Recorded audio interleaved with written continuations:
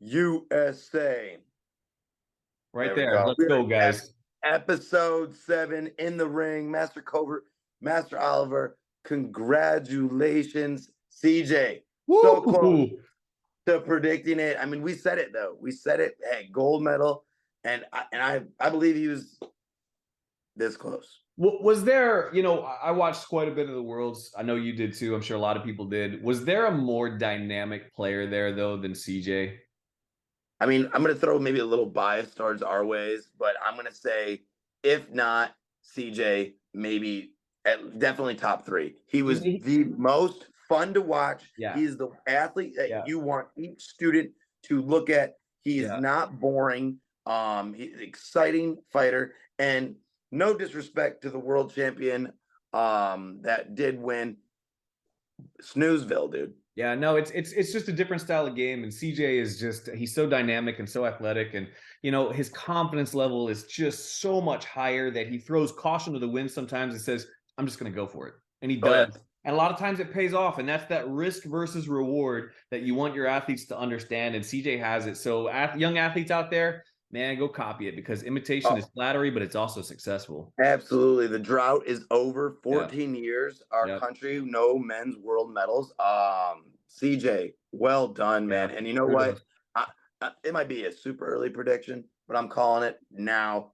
CJ is our Olympic gold medalist. Paris. How can you not kind of go that way? He's just trending in that direction.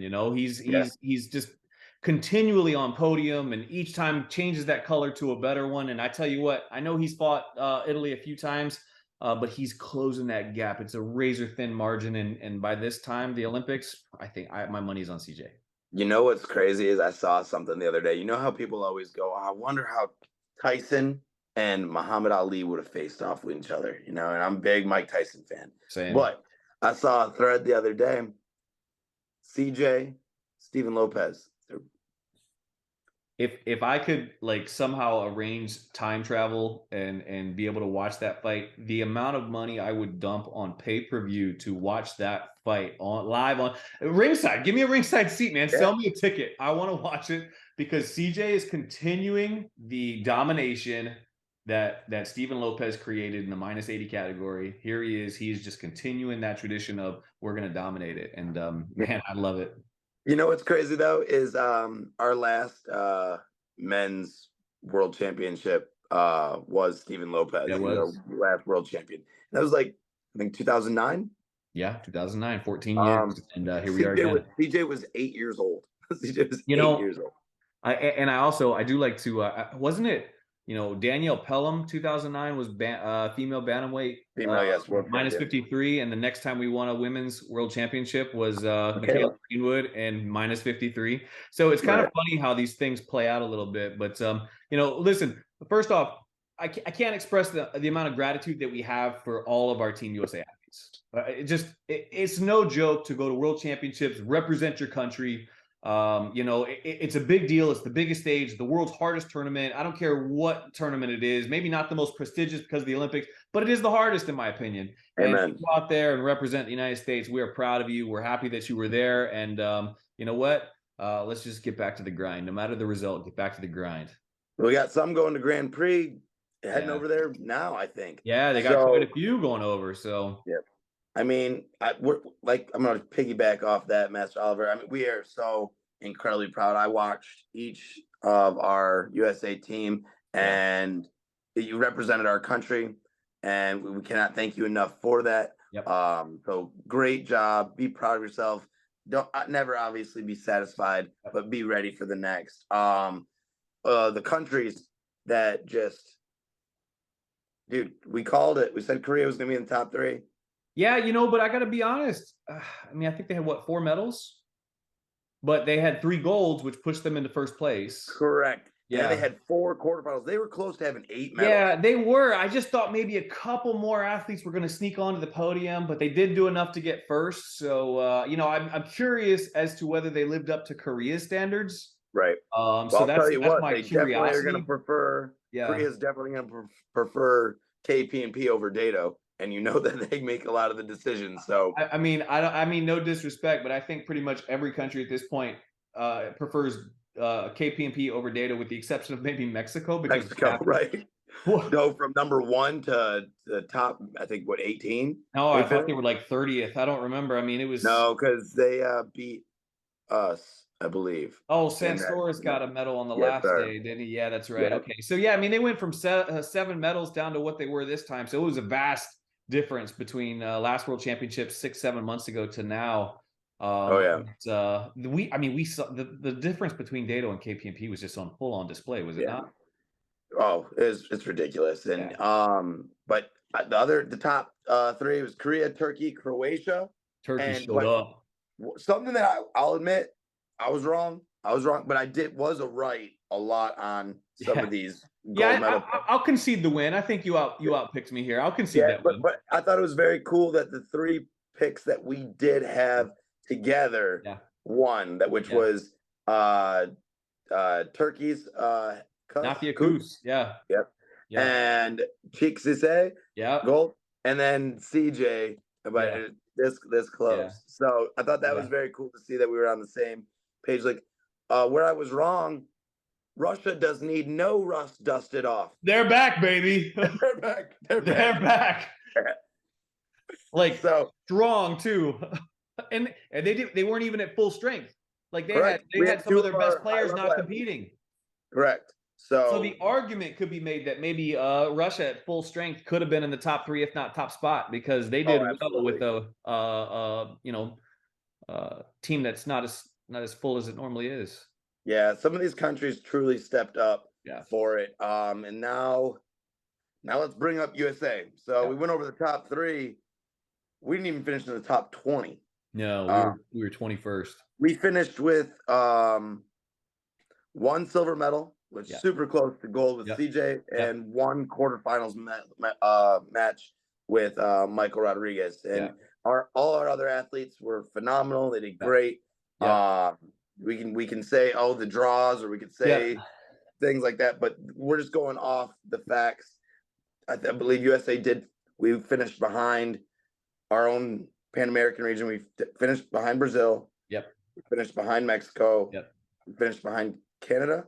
I don't remember. We might have been 3rd in the Pan American region. It could have been 4th, but Canada was kind of right there with us. I'm not sure that they did secure any medals, but I think that's it. And so, again, we're proud of our athletes. You 100%. guys.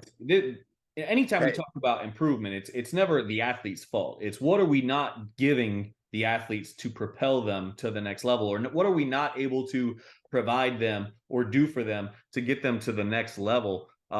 So really that's kind of what we're going to get ready to talk about is put the athletes aside for a second. As an organization, as a country, what do we have to do to improve these results? Because we're definitely one of the most resourceful countries in the world. We're one of the most powerful countries in the world, right?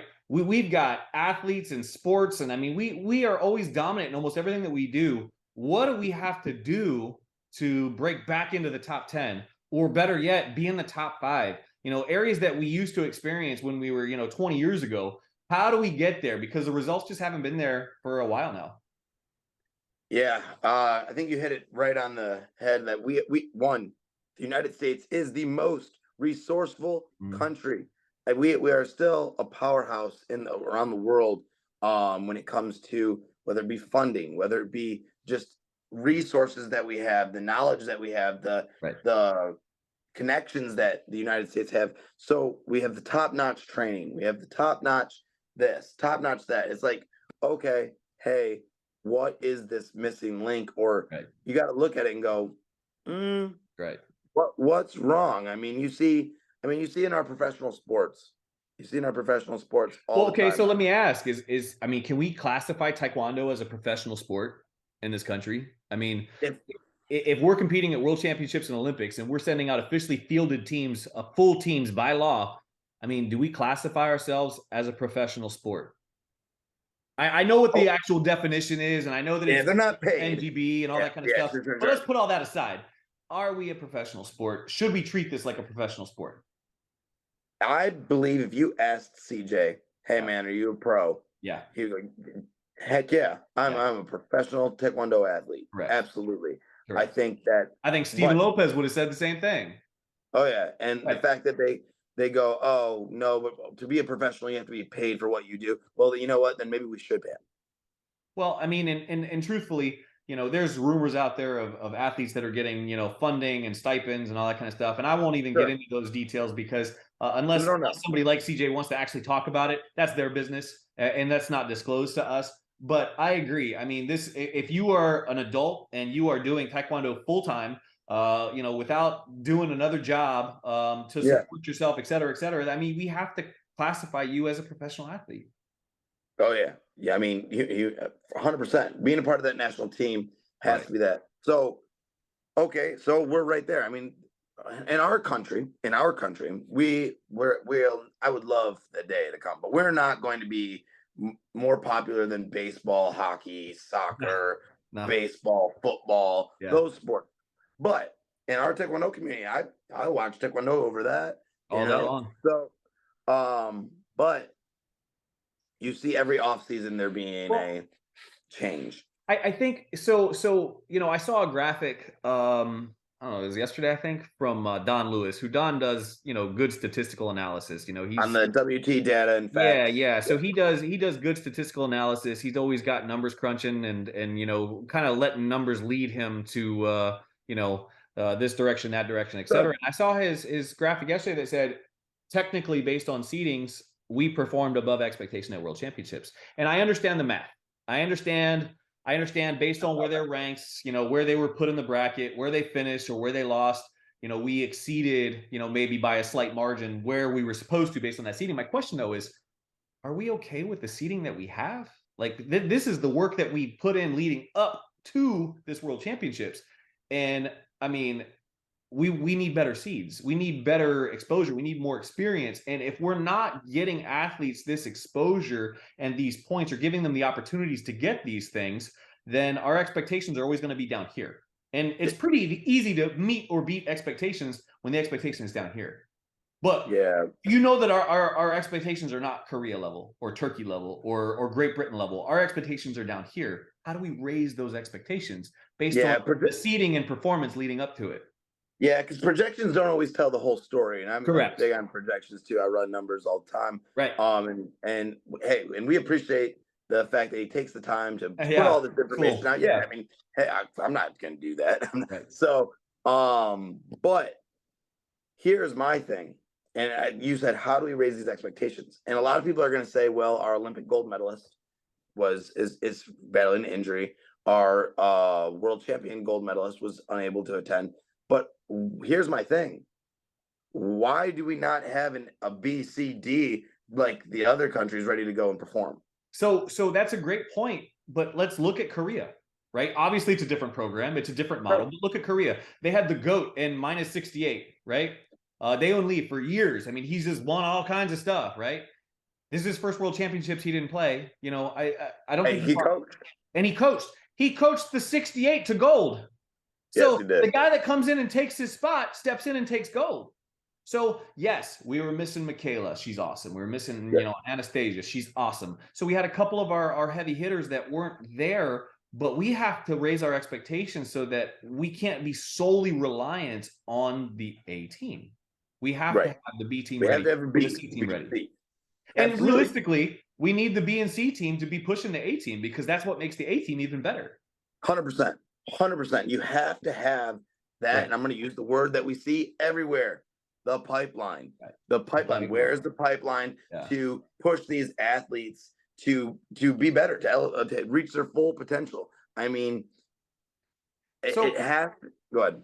No, it's okay. It's just, it comes down to opportunity. What opportunities are we creating and what opportunities are we providing? Now, some of it is on athletes. When you're at that grassroots or that early, senior level, and maybe you haven't quite broken through to national team yet, or, you're at national team trials and you're not winning your matches yet. Maybe you start broadening your horizons. I'm going to Canada Open. I'm going to Mexico Open. I'm going to Costa Rica Open, whatever it might be. Those events are on you, right?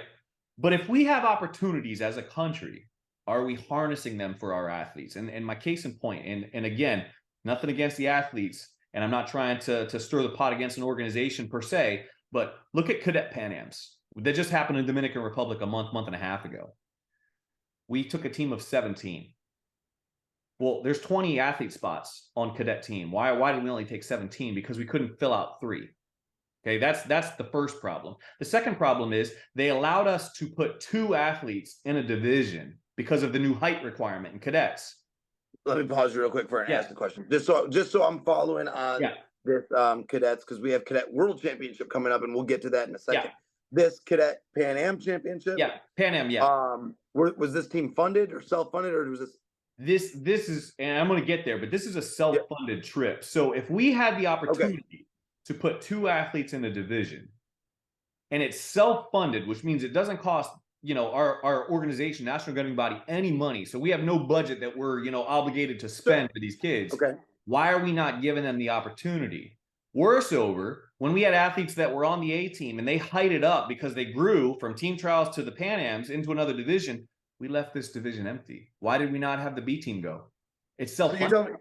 So you telling me that we chose not to give an athlete an opportunity to get international experience and possibly a chance at another medal? I hate to say it, but yes, that's true. And listen, I'm against self-funding. I think athletes deserve the reward, but sometimes the finances don't work out. Okay, I get it. But if it's self-funded and you have an athlete that is a B team member who's right on the cusp, and they have an opportunity to pay their way to go compete for Team USA, where we can now get potentially 2 medals in a division and not leave a division empty, and like they get the international experience. This is where we develop a pipeline. Age 12, 13, 14. This is where we get them the necessary exposure and experience so that when they hit that 16, 17-year-old age range and they can start competing in seniors, they're more ready, they're more comfortable, they're more confident.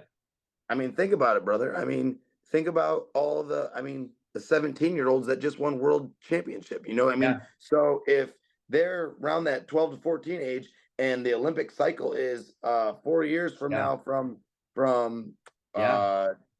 here in LA. Right. This is who we should be raising up and giving as many opportunities as possible. Correct. We have to get these athletes more opportunity exposure. And whenever the chance is there, you take it. You don't turn your nose up at it, or you don't find an excuse as to why it doesn't work. You figure it out for the benefit of the athletes, because if we don't develop a pipeline, and that word has been used for years, pipeline, right? But no one really knows what a pipeline is or knows what it looks like, because we haven't had one.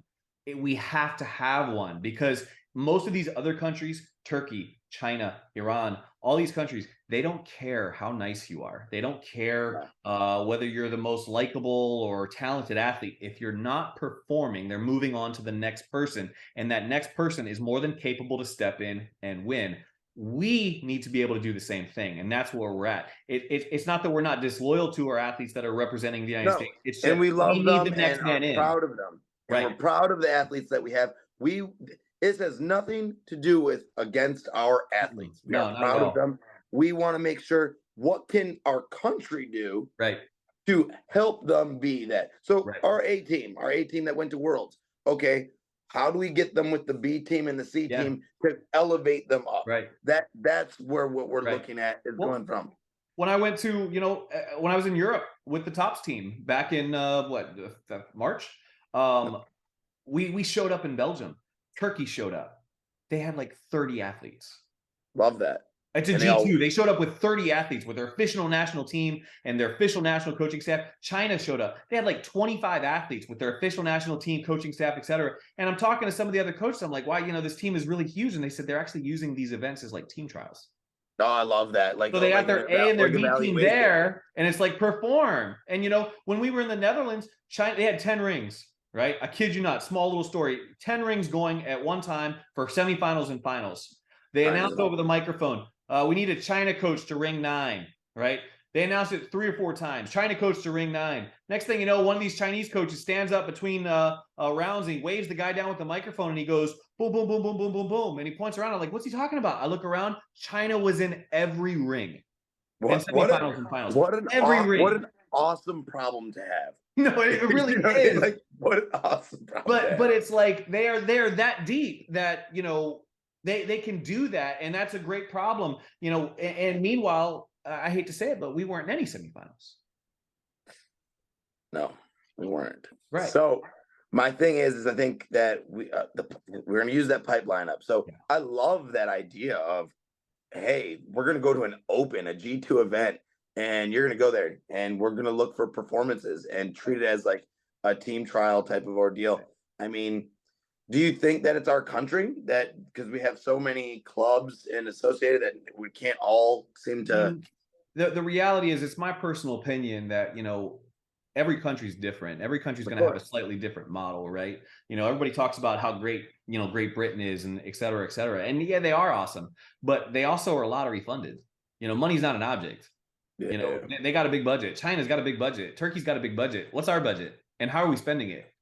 Because no idea. you have to invest in the athletes to get the necessary training and exposure. And I'm not saying that they're not trying to do it now. It's just, is it working? And as you talked about in professional sports, if we have professional sports teams and they're not performing, how long before they blow it up? How long before they decide this isn't going to work? Let's change this entire thing. How long can you call it a rebuild year? You know what I mean?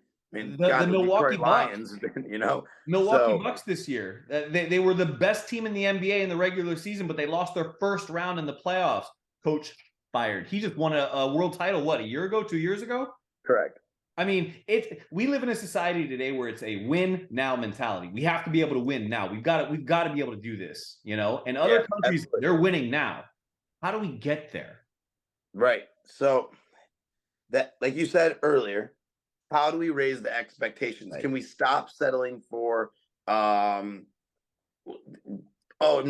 a big deal? Like, here's my thing. We knew he was going to. We predicted gold, but let's just play a game of what if. What if CJ didn't medal? Yeah, I hate thinking like that, just because we're obviously so proud of CJ and what he did. Yeah. I don't think that there was any scenario where he wasn't going to medal. No, he was not going to let that happen. But what would we be talking about if he didn't get a medal? And that's kind of a scary thought. And I don't think I want to go down that rabbit hole. Right, because it's saying like, okay, hey, we got a medal at the Olympic Games. Anastasia, that historical. Right. Then we got Michaela gold medal at the 21 World Championship. 2022, right.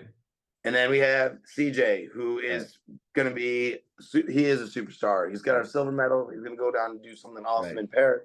Right.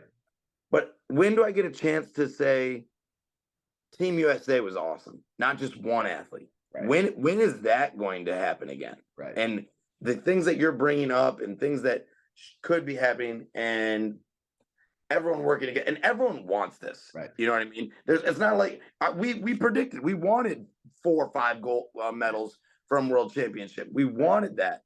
Right. So, and we're proud of the athletes that we sent, but how can we make it to where it's not just a one person that we're clapping for, that it's everyone? 2003, U.S., I believe they had 6, if not 7 medals at World Championships. 2003. That was 20 years ago. 20 years ago, we pulled home 6 or 7 medals from World Championships.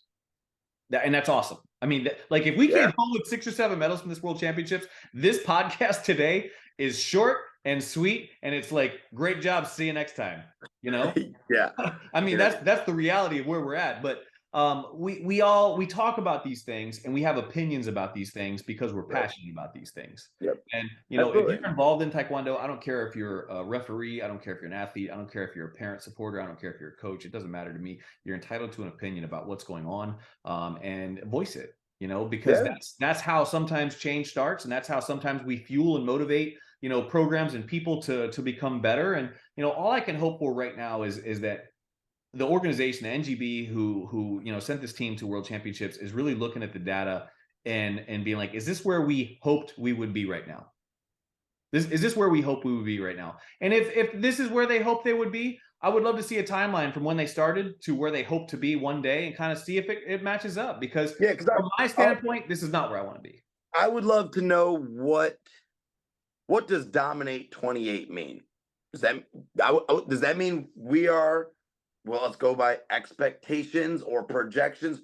Does dominate 28 mean, because we're going to be able to field each division because it's in our home soil? Does that mean 4 medals? Does that mean dominate 28 come out in like 2018? Like, wasn't it like 2018 or 2019 that phrase? It came out the second that LA got the bid. Yeah. for. So I think it's probably been close to 4 years that dominate 28. And, I don't know. I mean, I feel like 4 years is enough to really kind of turn a program Well, into the when right did direction. our new administration came into play? I believe in 2017 or 17. 18. Yeah. I think it was like October, November of 2017 when we got So some new 18, staff 19, and 20, 21, 22. They've had yeah. 6 years, Yeah. on this stuff like that. So I would love to see what dominate 28 means.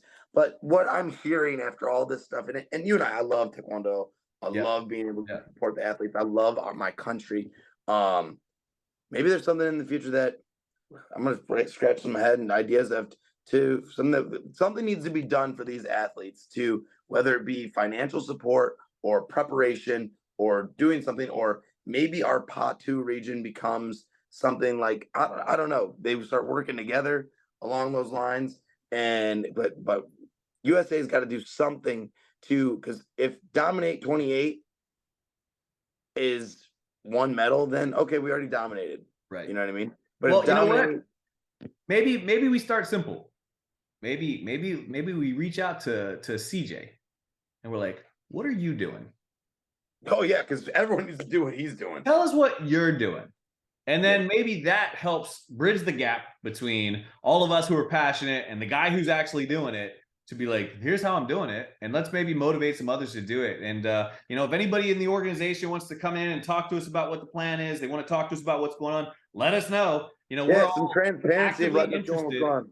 Yeah, and we could obviously talk about this topic for ever until we get the results that we want, and we want the results. We would love nothing better than to just talk about some something casual like, hey, we won 6 gold medals at World Championships. How about that? Let's that would be the type of conversation that I really typically enjoy, as opposed to how are we breaking down where the perceived failure or inadequacies are to get our athletes to top of the podium. So I'd rather talk about some more fun topics. Absolutely. But Even though I we think a care lot of about the people athletes, and that's what we all want. We all have one common goal: success. amen. And we want nothing but the best for Yeah. our country and the athletes. And once again, we're gonna say that hey, this podcast was nothing against our Team No. USA athletes. We think super highly of you. Yeah. We're super proud of you. We just want more for you. We want you at the top. That's correct. What we want. I don't care which one you were. If you were representing USA, I don't care if you were the A team member that was supposed to go or you were the B team member filling in. We want you that is on that World Championship team to be on that podium. That's what we want every time. Absolutely. Well, so again, if anybody wants to come talk about it, let us know. Yeah, I'd love to hear about it. Yeah, but we'll figure it out. Once again, we're super proud of CJ. Go USA. I mean, you put the country on our back, man, and we couldn't be more proud of you. The USA athletes and their staff, great job. But we want more for these athletes, and we're gonna find a way to get more and do more and bring home these medals, and we'll figure out this pipeline situation. But we got Nationals coming up. We're going to be 30 days. Yes. 30 days away from Nationals. I'm registered. Hopefully you are. And I'm actually going to be seeing Master Oliver tomorrow. So that's right. I'm going to see you tomorrow for sure. That's right. Yeah. So so we'll talk a little bit more about this. But hey, let us know. Show the love for CJ. Show the love for USA.